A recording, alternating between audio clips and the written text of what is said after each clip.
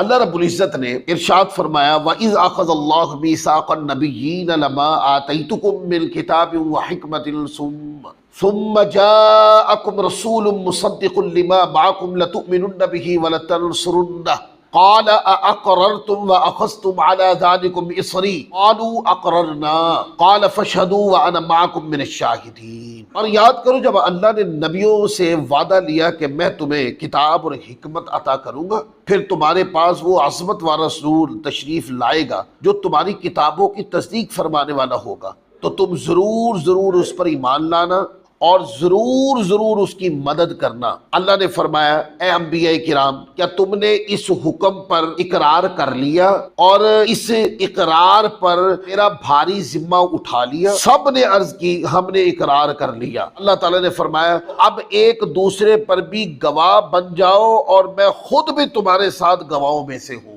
اچھا، یہ بات ہے عالم ارواح میں انبیاء کرام کی ارواح سے نبوت مصطفیٰ صلی اللہ علیہ وآلہ وسلم کے حوالے سے یہ وعدہ لیا گیا کہ اے انبیاء کرام، اگر تم میں سے کسی کے دور میں یہ میرے مصطفیٰ آ جائے، وعدہ کرو کہ پھر ان پر ایمان لاؤ گے، ان کے پیچھے چلو گے۔ انبیاء کرام نے وعدہ کر لیا۔ ہم اس پر سوال کرتے ہیں، مولا وعدہ تو لے لیا، مولا تیری ذات تو عالم الغیب والشہادہ ہے اور تیرا علم تو ازلی ابدی ہے۔ اے پاک مولا، تو جانتا تھا جن سے وعدہ لے رہے ہیں اپنے محبوب کو ان میں سے کسی کے دور میں بھیجنا تو نہیں ہے، تو پھر وعدہ کیوں لیا؟ ایک سوال پیدا ہوتا ہے نا۔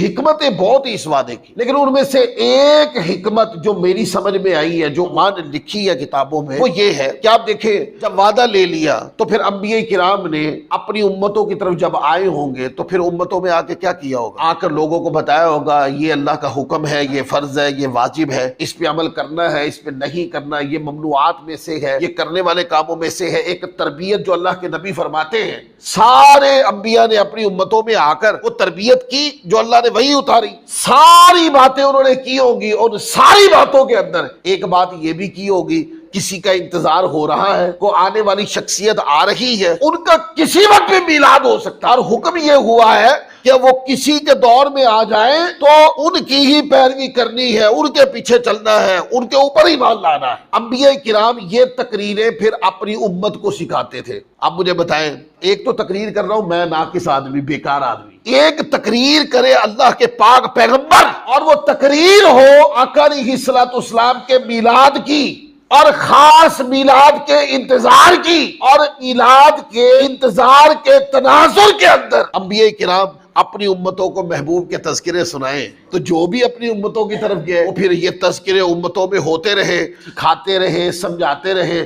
امت محبوب کا ذکر محبوبوں سے سن کر محظوظ ہوتی رہی، اور آدم علیہ السلام سے لے کر یہ حضرت عیسیٰ علیہ السلام تک ہزاروں سال اللہ تعالیٰ عز و جل نے امتوں کے اندر مصطفیٰ کا ذکر زندہ رکھا۔ ان امتوں میں سے کسی نے محبوب اعظم کو دیکھا نہیں تھا، محبوب کو دیکھا تھا۔ انبیاء کرام جو تشریف لاتے تھے ان محبوبوں کو دیکھا تھا، پر امتوں نے محبوب اعظم صلی اللہ علیہ وآلہ وسلم کو دیکھا دکھا نہیں تھا۔ انہوں نے انبیاء سے جو تعارف سنا، سننے کے بعد پھر وہ آپس میں باتیں کرتے ہوں گے، جن کے اتنے اونچے تذکرے ہو رہے ہیں کیسے ہوں گے، جن کی عظمت کے اتنے ترانے پڑے جا رہے ہیں وہ کتنے اونچے ہوں گے، اور ترانے پڑھنے والے اگر اللہ کے انبیاء ہو تو آنے والی بزرگ ہستی کی عظمت کی مالک ہوگی۔ تو یوں ہزاروں سال آقا علیہ السلام کا ذکر اللہ نے صرف ایک وعدے کے تناظر میں امتوں میں مصطفیٰ کا ذکر زندہ رکھا۔ اب اس پر چند جملے،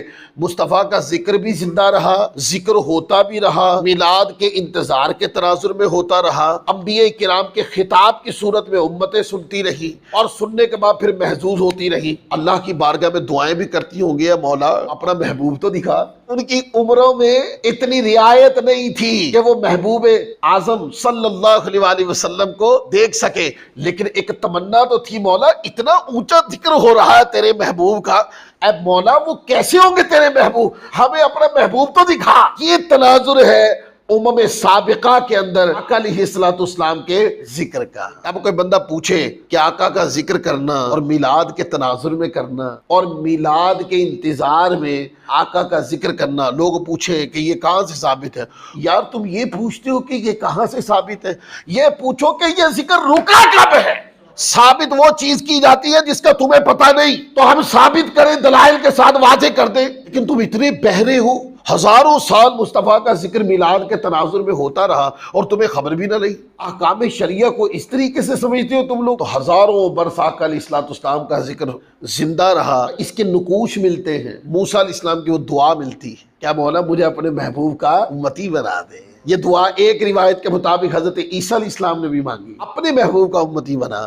حضرت ابراہیم علیہ السلام نے جب کعبہ بنا لیا تو دعا کی، آیت نمبر 129 ہے، ربنا وبعث فیہم رسولا منہم یتلو علیہم آیاتک ویعلمہم الکتاب والحکمت ویزکیہم انک انت العزیز الحکیم۔ اور اے ہمارے رب، اور ان کے درمیان انہی میں سے ایک رسول بھیج جو ان پر تیری آیتوں کی تلاوت کرے اور انہیں تیری کتاب اور پختہ علم سکھائے اور انہیں خوب پاکیزہ فرما دے، بے شک تو ہی غالب حکمت والا ہے۔ علماء فرماتے ہیں ابراہیم علیہ السلام نے یہ دعا کہاں کھڑے ہو کے مانگی تھی؟ کعبہ بنانے کے بعد مانگی تھی نا، تو کیا فرمایا؟ اے ہمارے رب، ان کے درمیان انہی میں سے رسول بھیج، وہ رسول مکرم جو ہے وہ اس سرزمین مکہ سے ہو۔ تو آپ دیکھ لیں، تاریخیں اٹھا کے پڑھ لیں، حضرت اسماعیل علیہ السلام کے بعد اس خطے کے اوپر کوئی رسول نہیں آئے۔ انبیاء کرام آئے، لیکن ان کا جو مولد تھا، ان کا جو مسکن تھا، وہ اور شہر تھے، وہ وہاں سے سفر کر کے یہاں آتے، اس پاک جگہ پر آتے، دعائیں مانگتے، چلے جاتے واپس۔ لیکن اس جگہ کے اوپر اسماعیل علیہ السلام کے بعد کسی نبی علیہ السلام کی ولادت نہیں ہوئی۔ لہذا یہ جو جملے ہیں کہ ان میں سے انہی میں سے رسول بھیج، وہ جو اس خطے کے اوپر اے مولا جس کی ولادت ہو، اور مکہ کے خطے کے اوپر جس نبی علیہ السلام کی ولادت ہوئی ہے، وہ آپ کے اور میرے آقا صلی اللہ علیہ وآلہ وسلم ہے۔ حضور علیہ السلام نے خود اس آیت کریمہ کی تفسیر فرمائی، فرمایا کہ ابراہیم علیہ السلام نے یہ جو دعا مانگی ہے، اس دعا سے مراد حضور نے فرمایا میں ہوں۔